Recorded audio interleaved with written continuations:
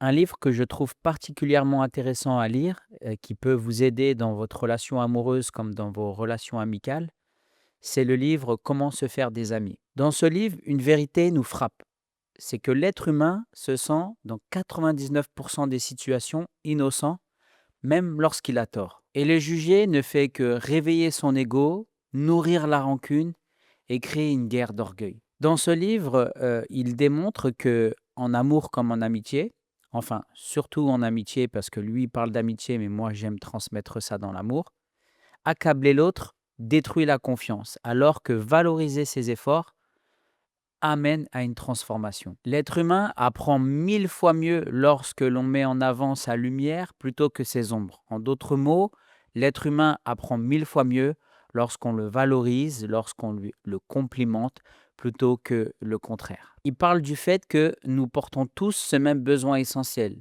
la santé, le désir, la joie, le besoin d'être important. C'est un peu comme dans la pyramide de Maslow.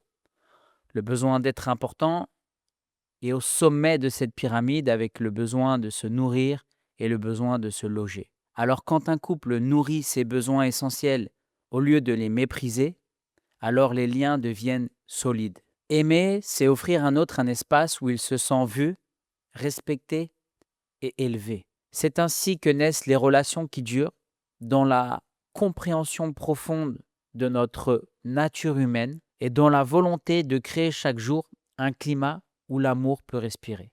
Donc si je devais résumer en 3 points ce livre merveilleux qui est Comment se faire des amis, je dirais en premier point, valoriser votre prochain. En deuxième point, je dirais, ayez de la compréhension, je pourrais même dire, euh, ayez de l'empathie.